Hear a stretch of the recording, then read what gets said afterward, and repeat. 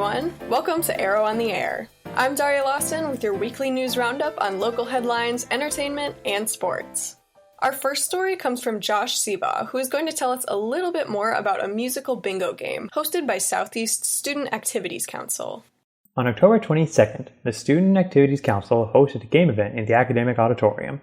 It was called the Roommate Game, and contrary to what the name suggests, the game was not only for roommates. It was for two people, regardless if they were roommates, friends, romantic partners, or otherwise. The game was originally meant to be trivia-based, but due to technical difficulties, it turned into musical bingo. The songs were played over speakers, and using a digital card on one teammate's phone, they would mark off the artist's name. These artists would include many famous singers or bands. From Journey to Lizzo, there were multiple potential singers to choose from. There were 5 rounds total, with the winning team of each round winning $75 to split.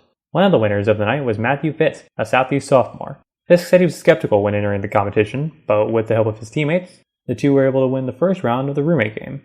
Well, honestly, I was skeptical I was even going to win because, I don't know a lot of artists. I was with my roommate and we kind of teamed things up a little. On October 29th, SAC will be hosting a live comedy show starring comedian Orlando Baxter. The event will take place in the academic auditorium and will be free to all Southeast students with a valid Red Hawks ID. For the Southeast Arrow, I'm Josh Seabaugh reporting. Next, a new waterway-themed exhibit opened up at Heritage Hall in downtown Cape. Bo Nations has more. The Smithsonian Waterways exhibit is now on display at Heritage Hall in downtown Cape. The display showcases the variety of ways that water impacts humanity. The Kellerman Foundation won a grant allowing Cape Girardeau to be one of 5 locations in Missouri to display waterways. President of the Kellerman Foundation, Mary Ann Kellerman, explained how the exhibit came to fruition.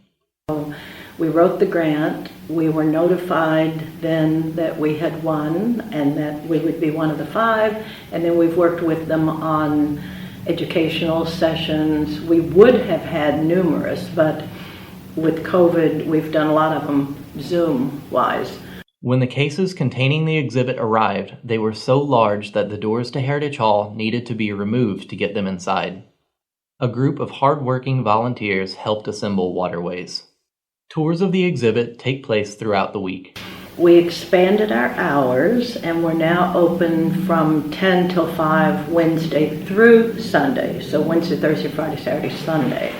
We also are happy to schedule any extra time, like for our children's group, our clubs, or any organization. So they can call our office number and we'll be happy to schedule a separate time. Waterways will be on display until January 13th.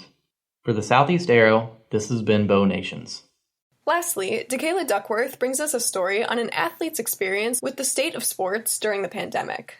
Due to the impact of COVID-19, every aspect of sports has been affected from the media world to athletes themselves. Running back Zion Custis says, taking advantage during the offseason is one of many ways he trains to prepare for a successful season. Most individuals may view the game of Custis as smooth, but he says the true value is in what people don't see. I did a lot of training in the offseason. When I went home, we did a lot of agility work, just prepared throughout the offseason. I came back on campus, just try to take every practice like a game.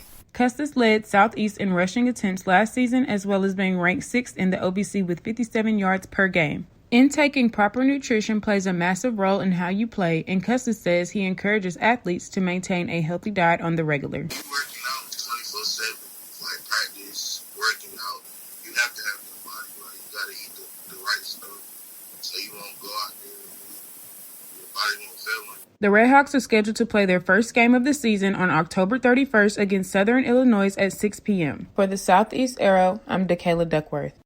That brings the program to a close for this week. Thanks for tuning in to Arrow on the Air, part of the Arrow Podcast Network. For more news and podcasts, visit southeastarrow.com/multimedia.